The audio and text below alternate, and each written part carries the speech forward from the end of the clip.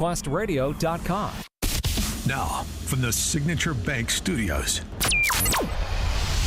this is Chicago's Morning Answer with Dan Proft and Amy Jacobson on AM 560. The Answer.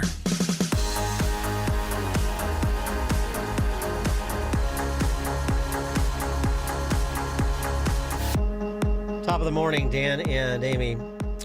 President again, Trump, and his Treasury Secretary, in my view, doing a pretty good little ham and egg routine over the weekend, discussing the proposed deal with Ukraine that would, in part, provide the impetus for a cessation of hostilities. Trump was on Brian Kilmeade's program, and he had this to say about both Zelensky as well as his Treasury Secretary, Scott Bessent's trip to Ukraine to put the proposal to Zelensky. Take a listen. If I won the election, which I did, it's a war that never, ever would have started. So I've been watching for years, and I've been watching him negotiate with no cards. He has no cards. And you get sick of it. You just get sick of it. And I've had it. And he then made a deal with us for rare earth and things. And who knows what rare earth is worth, but at least it's something. And who knows what it's worth. Who knows if they even have it. But we made a deal with rare earth, and Secretary of Treasury, a very good guy, actually went there. And they couldn't even come close to getting a deal done. And frankly, I wish he didn't go there, waste all of his time like that. But they couldn't get close. They met. Right. And then when he wanted to get it closed, he was unable to meet him again. But so it was just a wasted trip, a dangerous trip, too. I didn't like it that he was doing it because... Bessent was on with Maria Bartiromo over the weekend, and he provided his perspective on the background of the proposed deal, and also struck a bit more of an optimistic tone in terms of whether or not he believes the deal can get done. The first part of this is a partnership between Ukraine and the U.S. that involves strategic minerals, energy, and state-owned enterprises, where we set up a partnership, and we are only looking forward. It is a win-win. President Trump created this idea himself. It is a win-win. We make money if the Ukrainian people make money, and I believe that with the United States of America, our know-how, our businesses willing to come in and provide capital, that we can accelerate the Ukrainian growth trajectory and take in substantial monies for the U.S. taxpayers and get the Ukrainian economy on a great growth trajectory. I do expect that President Zelensky will sign. What it does not include is a military guarantee. But what it does include is an implicit guarantee that if the United States of America is heavily invested in the economic future, I call it an economic security guarantee. The more assets that U.S. companies have on the ground, the bigger interest that the U.S. has in the future of Ukrainian economy doing well, the more security it creates for the Ukrainian people, and the higher the return for the U.S. taxpayer. Again, President Trump has structured this win-win deal, and it's unfortunate that after my meeting with President Zelensky and then his meeting in Munich with Vice President Vance, Secretary of State Rubio, the idea here of my trip to Ukraine and then the meeting in Munich, we want to intertwine the U.S. and Ukrainian economies for the benefit of both. And unfortunately, President Zelensky seems to have put a bit of daylight between us, but I am sure in the long run, or in the short run, there is no daylight. The deal will be signed, and this will give President Trump a lever, and it will be a strong signal to Russian leadership that the U.S. is in a serious partnership with the Ukrainian people.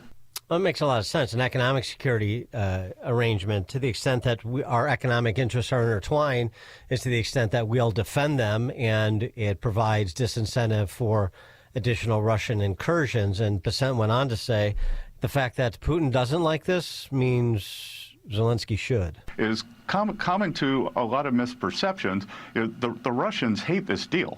That the morning that I arrived in Ukraine, to get into Kyiv, you fly to Poland, you take a 10-hour night train in. The Russians unfortunately bombed Kyiv. There was a missile barrage 4 hours before I got there. It was the first time that such a barrage had taken place since November. So I think that was a strong signal from Russian leadership that they don't like this deal because it gives President Trump more negotiating leverage. So if the Russians don't like it, my view is Ukrainians should. Well, many on this side of the Atlantic also don't like it. The foreign policy establishment types and their mouthpieces like Obama's favorite Republican David Brooks, who characterized the proposal this way. Look at what Donald Trump has been doing to Ukraine over the last week. He sends the Treasury Secretary in there, and he hands him a piece of paper, said, basically hand us over 50% of your mineral rights. That is, I'm making you an offer you can't refuse. Mm-hmm. That is what, in ancient Rome, they would go into a little country and say, give us all your money or we'll kill your women. Like that was like an imperial power saying, tribute, give us tribute. That's essentially what Donald Trump just did to Vladimir Putin. And initially, Putin said, hell no. But now it could be an offer he can't refuse because he needs the Americans. And so now they're, I guess, coming close to a deal because we're taking a country that was invaded, that bravely resisted on the behalf of the Western Alliance. We're saying pay up. And it's, I don't have words to describe. He's very indignant, David Brooks. So is that what this is? Imperial tribute? Stephen Bucci served America for 3 decades as an Army Special Forces officer and top Pentagon official. Now visiting fellow in the Heritage Foundation's Allison Center for Foreign Policy Studies. Stephen, thanks for joining us. It's always my pleasure to be on the show. Thank you for having me back. So a deal that ties America's and Ukraine's economic interests together and provides security implicit as part of that, or imperial tribute. He's pulling a Don Corleone, an offer you can't refuse. Now, look, the Dems are so beside themselves with drama to try and find some way to make Trump evil again that they're getting more fanciful than ever. Is this a very unique and very different way of approaching international relations than the Dems would ever use or previous presidents would ever use? Yeah, absolutely. This is pretty unique.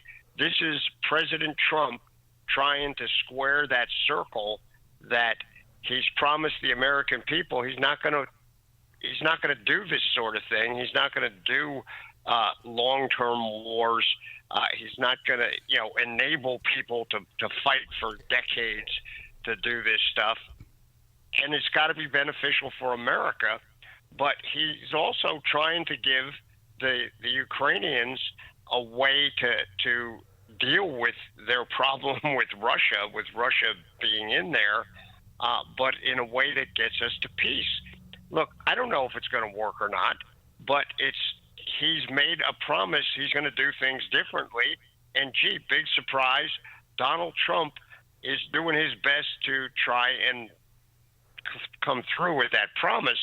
And it's being done in a way that, as you point out, sort of drives the conventional thinking establishment crazy. I say let's give it a shot. Well, I mean, the other approach, and this, is coming from Zelensky too, who said, the 100 billion, 350 billion, whatever the number is, nobody really seems to know, and they also don't seem to know where a bunch of those resources are. Those were grants, not loans, and so we don't owe the Americans anything. Well, that's fine if you want to take that attitude. I'm sure that certainly was the posture of the Biden administration, so I can understand his reliance on that sort of approach, which has been the approach for America for a long time, which is to write blank checks with other people's money. And Donald Trump says, well, we're not going to do that. We're not going to do it that way, especially when then they're going to turn right around at some point when a deal is cut, even if it wasn't on our terms, and they're going to say, help us, reconstruct our devastated country. And And so, this is a way to sort of end run where we're going to end up anyway. Well, look, Zelensky's job is to cut the best deals he can possibly cut for Ukraine. President Trump's job is not to do that. It's to cut the best deals for America that still protects our interests, still keeps Russia from, being enabled and at least thinking it can take over other parts of Europe. And he's working every possible lever to try and get there. And if he can do it in a way that, get some income back to the United States, because remember, we're still trillions and trillions of dollars in debt. So it's not like we're flush with cash so we could, just be taking care of everybody. Things are getting better. They've gotten better just in the couple of weeks since Trump's been in office, but we're not fixed yet financially. So President Trump says, fine, you want our help, it's going to cost you. And we'll work with you, but here's the rules we're playing under now. It's different than it was before. Now, if you don't like that, that's fine, but, it's President Trump's job to make good his promises and try and do what's right for the United States, and hopefully we can help Ukraine in the process. Well, what do you make? Yesterday, Zelensky came out and said he's willing to resign, to sacrifice himself in exchange for NATO membership. Do you believe him? Because he seems pretty self-centered to offer himself up like that. Well, most people who run countries are self-centered, frankly. It takes that big an ego to think, I can do this. But I think he's probably serious. I can be real cynical and say, well, maybe his bank account's full already, so he doesn't need anything else, so he's ready to pull pitch and go. Back to being a comedian. It could be that he really, he loves his country. He's been willing to fight with them, stay there, put himself at risk, and he means this. If he can get peace, if he can get a security guarantee, he's willing to step off the world stage. I don't know. You can't tell what's really inside a guy's head or heart. Yeah, isn't that a proposal? I mean, that's sort of a blue sky proposal, isn't it? It's a proposal he knows is very unlikely to be accepted. Forget by Russia. I'm talking about from the European countries in NATO. Yeah, I think this is it's a gesture. It's a look. This is how serious I am kind of proposal. I really hope you don't call me on it and ask me to do it. Yeah, or I know you won't. That's what leaders do. I think we need to let the Trump administration work these unconventional methodologies and see where it goes. Because, frankly, the traditional way has not worked. So something else will work. With respect to what Bissent said, is that, it's simplistic, but is he, generally speaking, is that your belief that if Russia doesn't like what's been proposed, then Zelensky should? Well, it's at least an indicator. If Russia's thrilled about it, it's probably not a good deal for Ukraine. So if Russia's ticked about it, if I was Ukraine, I'd at least look a little deeper to see, okay, what's upsetting them? Maybe this is a good deal for us. Let's look into it. So, it's not just a switch, but it is kind of an indicator. If Russia doesn't like it, it may be good for Ukraine, but not a guarantee. And again, America's job is not to do what Ukraine wants; it's to do what's best for America. And if we can help Ukraine, since they were the aggrieved party here initially, then that's fine. But that should not be the sole driver of American policy. How much stock do you put in this hand-wringing going on? David Brooks called it survival of the fittest, this mafioso